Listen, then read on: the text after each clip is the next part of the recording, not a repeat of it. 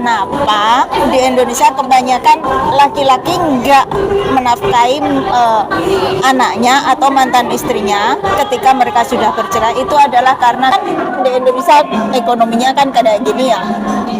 Kemudian ketika laki-laki sudah bercerai dengan istrinya dan kemudian dia tidak bekerja, lah perempuan pun mantan istrinya pasti bilang gini, apalagi mau aku tuntut ke dia, orang dia aja uang nggak punya, kan gitu. Padahal seharusnya hukum tetap hukum gitu. Kalau kita mau, kita juga bisa menuntut gitu. Tapi karena Bayun, kan aku kan kemarin ini ya lihat di sosial media, ada sih di grup gitu, tau nggak sih, kasihan banget tau nggak? Jadi intinya tuh, Mbak jangan disenggol ya ininya ya. Jadi intinya tuh dia ini curhat di grup, terus aku sih ya kenal sama orangnya ya. Nah curhatannya itu tentang sedih sih, aku bacanya aja sedih itu. Dia ini kan ceritanya sudah berkeluarga, udah berkeluarga, tapi dia punya anak, terus dia ini pisah gitu, terus pisah dari anaknya itu umur masih kecil gitulah, terus sampai sekarang anaknya tuh udah pada gede-gede, udah pada menginjak sekolah pendidikan tinggi ya, SMA.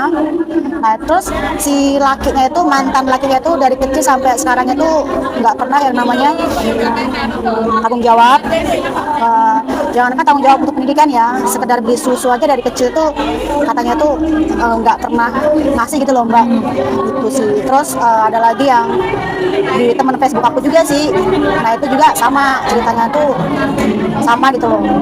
Nah terus yang aku apa ya, miris sih Mbak kalau ngelihat di Indonesia tuh kenapa sih ya, kalau laki-laki perempuan suami istri kalau udah pisah gitu kebanyakan anak-anaknya tuh yang nanggung dari bayi susu sampai pendidikan itu semua dari ibunya gitu, sedangkan dari bapaknya sendiri tuh kayak lalai gitu loh Mbak.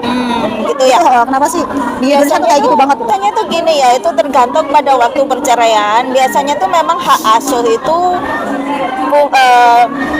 jatuh pada ibu, karena apa? Ibu bisa merawat, sedangkan bapak kan nggak bisa. Terus kemudian kalau masalah menafkahi, itu seharusnya ya suami meskipun sudah bercerai dengan istrinya, dia itu masih harus menafkahi anaknya. Lah, menafkahi istrinya juga waktu itu selama berapa bulan gitu ya, kalau nggak salah 3 bulan atau berapa, dia masih wajib menafkahi istrinya. Terus kemudian kalau anak itu menafkahinya itu sampai mereka dewasa atau sampai mereka selesai sekolah. Nah, kenapa di Indonesia kebanyakan laki-laki nggak menafkahi anaknya atau mantan istrinya ketika mereka sudah bercerai? Itu adalah karena kita itu belum sadar hukum, tidak melek hukum ya, buta hukum. Seharusnya itu gini, setelah bercerai itu seharusnya itu kita itu ada kesepakatan antara pihak suami dan istri bahwa perjanjian gitu ya, mereka itu pihak suami itu harus menafkahi anak-anaknya. Tapi karena kita tidak sadar hukum, maka perjanjian itu sepertinya tidak ada. Juga karena untuk semua itu kan juga butuh biaya ya, misalnya ke lawyer atau apa itu butuh biaya, jadinya karena kita juga terkendala biaya, makanya itu nggak ada lagi.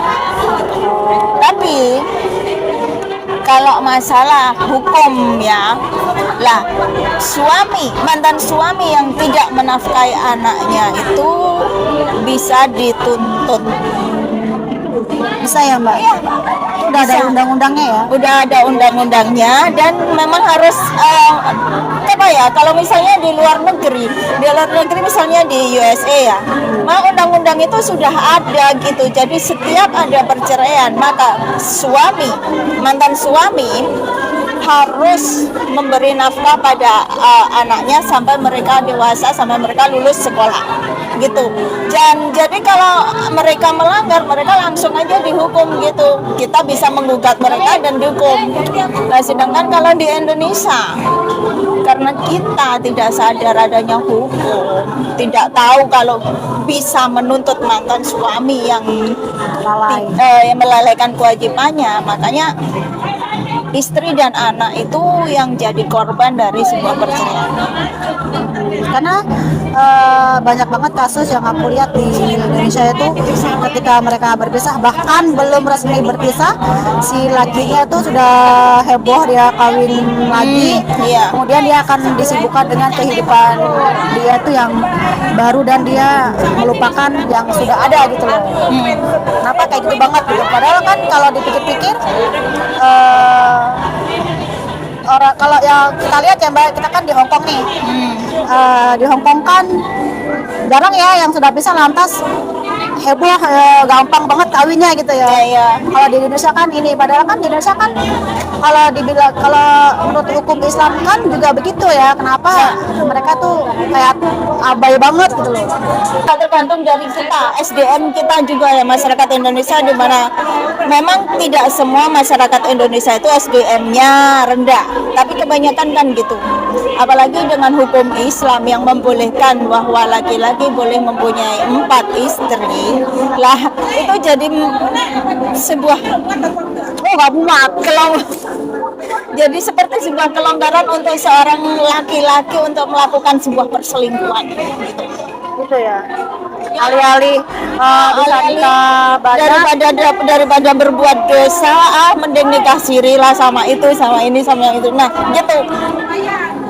Beda kan dengan negara barat di mana jarang sekali terjadi apa ya, kawin sampai banyak kali gitu ya. sampai ya kayak sampai melupakan yang sudah ada gitu ya, karena mereka taat hukum. Mereka juga taat hukum, juga sadar hukum dan melek hukum, Dan hukumnya juga tegas ya kan sih. Misalkan mereka lalai ya benar-benar di penjara ya nggak sih Mbak? Sedangkan di sini tuh ya kadang gini, kita mau nuntut apanya sih yang mau dituntut dari dia, orang dia aja nggak kerja, apalagi kan di Indonesia ekonominya kan kayak gini ya. Kemudian ketika laki-laki sudah bercerai dengan istrinya dan kemudian dia tidak bekerja, lah perempuan pun, mantan istrinya pasti bilang gini, apalagi mau aku tuntut ke dia, orang dia aja uang nggak punya kan gitu. Padahal seharusnya hukum tetap hukum gitu. Kalau kita mau, kita juga bisa menuntut gitu. Tapi karena menuntut itu juga butuh proses, biaya dan waktu, jadinya seakan terabaikan gitu. Iya. Kalau kata orang Jawanya, ala ya wis ben lah trimo. Ben tak terima gitu. Engko tuwek arepe golek sapa lek gak golek anak lah gitu lah, apa wanita-wanita kita. Iya, budaya kita kan lebih ke ya wis lah melas, ya wis rasa. Timbang buang-buang waktu gawe ngene ngono, mendingan yo jarne wae. Lah mati dhewe. Kalau mati dhewe. Ya makanya itu ya, kenapa kita sebagai perempuan kita itu harus punya pendidikan yang cukup, jadi kita bisa melek hukum gitu. Tapi jarang ya Mbak di Indonesia itu mantan istri benar-benar mengkasuskan mantan lakinya yang benar-benar lalai, itu jarang ya Mbak? Jarang sekali. Jarang ya. Apa karena memang di hukumnya apa, hukum kita itu yang nggak mau, apa emang nggak ada yang mau lapor gitu ya Mbak ya?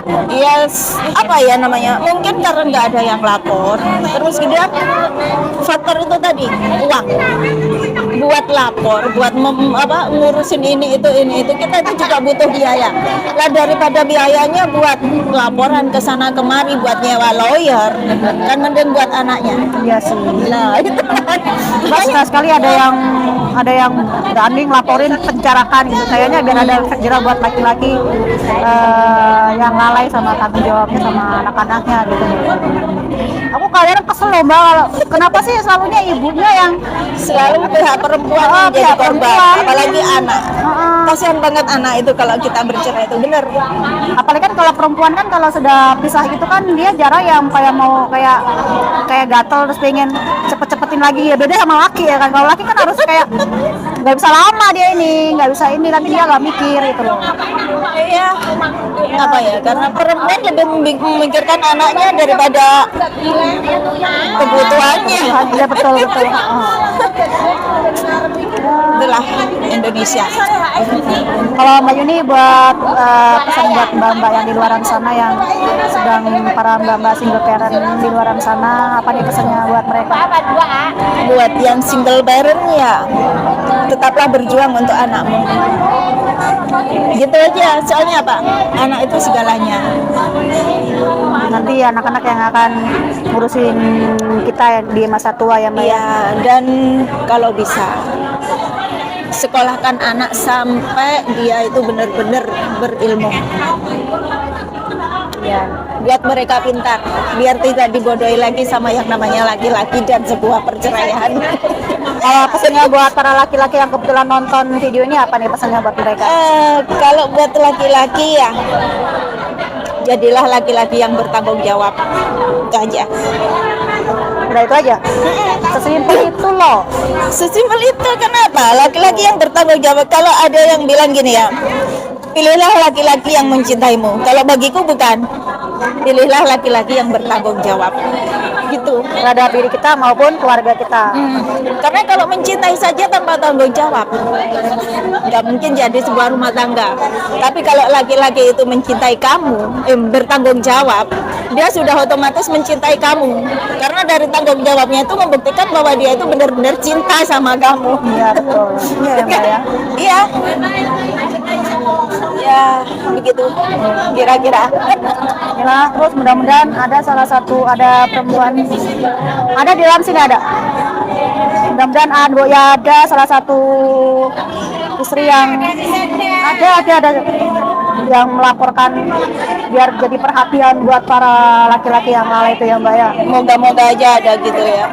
Jadi biar buat pelajaran, buat kasih pelajaran cerah buat mereka. Agar mereka tidak seenaknya sama melelehkan Mereka nggak seenaknya melelehkan tugasnya. kawin cerai itu ya Mbak ya. Aduh, Mbak sampai pulang jam berapa nanti? Bentar lagi lah Mon, aku mau pulang Mon. Bentar lagi ya. Aku aja nanti pulangnya agak malaman kok. Hujan kayak gini nggak usah lama-lama di sini. Seharian lo kita kayak gini cuacanya nggak ada matahari sama sekali. Dingin. Minggu depan berarti nggak latihan?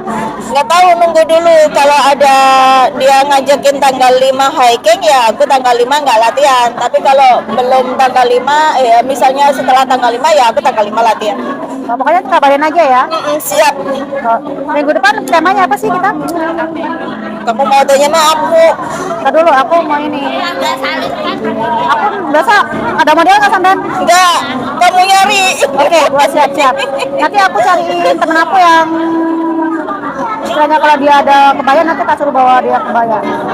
Aku ada kebaya Mon, tapi lihat orangnya dulu seberapa. Oh, minggu depan kita temanya Arab-Arab yuk. Boleh? Ya, kita tema Arab ya. Kan kita belum pernah bawa Arab. Boleh. Arab ya? Iya, temanya Arab nanti. Tema Arab. Iya ya, tema Arab itu bagus kali ya. Iya, jangan pakai kebaya kalau tema Arab. Iya. Pakai jilbab biasa aja. Jilbab hitam. Iya, hitam. Kayak tadi lo kan ini. Aku ada di rumah jilbab hitam. Iya. Aku tuh kalau mau bawa kamera tuh berat ya Mbak, malas aku bawa kamera. Nggak usah lah, pakai HP aja ya. Sekarang HP juga bagus-bagus kok. Itu cuma kadang kalau pas lihat hasilnya bagus itu kalau nggak diabadikan pakai kamera tuh kayaknya gimana, kasihan gitu loh, ngerti nggak sih, kerja keras-keras ya nggak? Kan kalau misalkan ada diabadikan sedikit itu kan kayaknya senang banget buat kenang-kenangan. Sela, Mbak ini nggak lapar? Males Makan tuh? Makan roti, aku ada roti. nanti aja.